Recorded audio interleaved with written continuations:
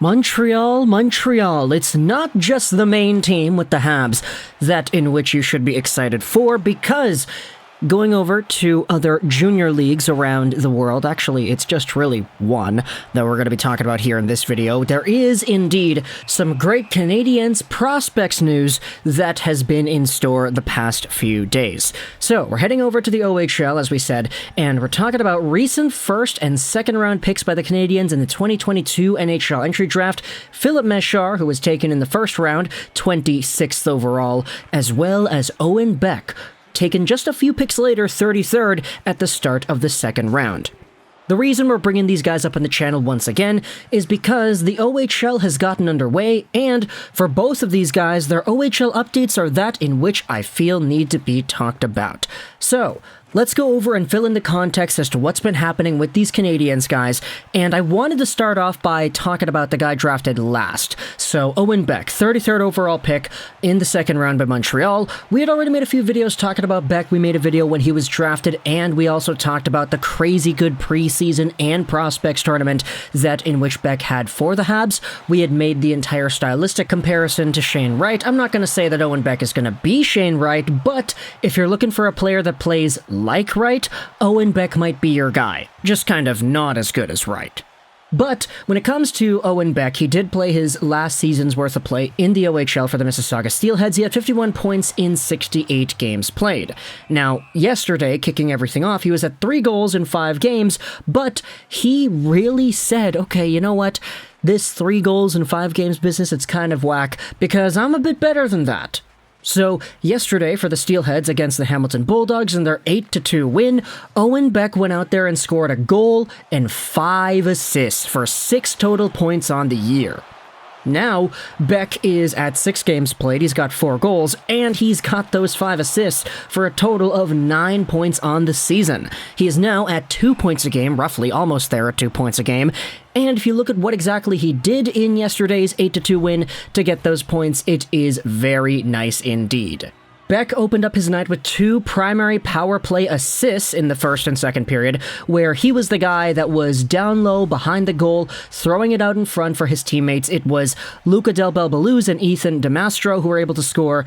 It's just nice seeing him be able to be involved in these plays and allow the team to convert. 2 assists in the first, 23 minutes in the game? That is definitely not bad in the slightest. Then you have yourselves the eventual game winner. It's Owen Beck, the guy who is dashing down the right side. He's got a man on his left. He throws it over to Kai Schwint, who shoots and scores on the rush. Very nice pace and control of the middle of the ice from Owen Beck to get that transition underway for Mississauga. Give it a few more minutes and go over to the end of the second period where Kai Schwint gets on the board once again, and as per usual, it's Owen Beck, the guy who breaks up the Hamilton breakout attempt. Beck comes in there, he steals the pass, he throws it over to Schwint, and a shot and the goal ends off the second period.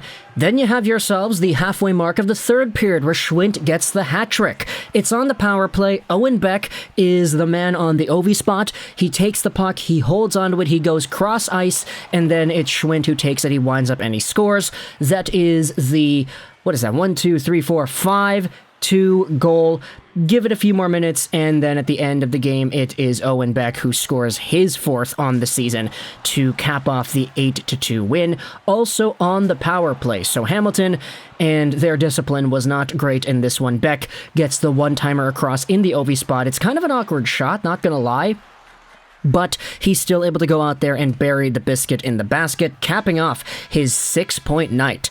This is definitely a player that a lot of Canadiens fans were already sort of saying, hey, this guy might honestly be ready to maybe play in a limited NHL role as early on as this upcoming year. I mean, he looked pretty good in the preseason. Obviously, we knew the Canadiens were not going to start him in the NHL because, I mean, he was taken in the second round. He is still 18. There's no real reason to rush this guy, but he was already good enough at facilitating play that a lot of people went out there and said, yeah, no, I'm pleasantly surprised with what the Canadiens have in Beck. So, back in the OHL he goes, and now he's at 9 points in 6 games played. It's definitely a very good showcase so far. And when you go over to the other guy that the Canadiens have that was sent over to the OHL recently, let's go up a few picks from 33rd overall to 26 and talk about Juraj Slafkovsky's friend Filip Mesar. Because with Mesar, he was taken out of the Slovak League, meaning that he doesn't have the same AHL, OHL ruling that a guy like Owen Beck has. Mesar showed off pretty alright in the Canadian sample size that he had in the preseason and the Prospects tournament. Ultimately, he was sent down to Laval, where he played a game. He got 0 points, but then he was sent over to Kitchener as well on a loan. So now that's where Mesar is. He was in HK Poprad in the Slovak League last season, getting 37 games played and 16 points over there, but in 22-23 he has gone from pro hockey in the top men's league in Slovakia over to Kitchener. And guess what?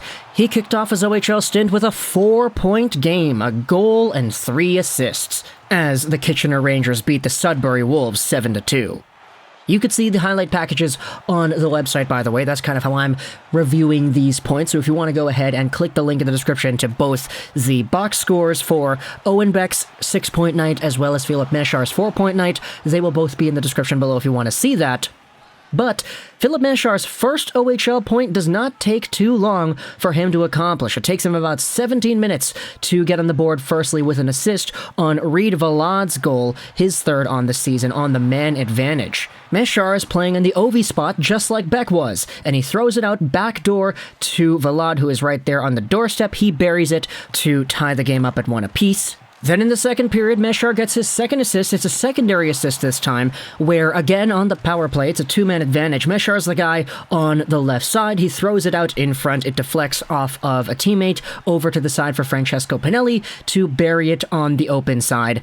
Then you have yourselves the start of the third period, where Mesar gets himself his first goal of the OHL Season 2. This one's on the power play, but that's not what makes it special. This goal was special because Filip Mesar takes the puck at his own blue line, charges right down the middle, and then he ends up just sniping it. He dashes by everybody, walks in, he's at the face-off dot pretty much, and then he goes far side on the rush wrister. It's a very nice goal. Mesar then, 3 minutes later, gets himself yet another assist on a Pinelli goal, and that caps off his 4-point night.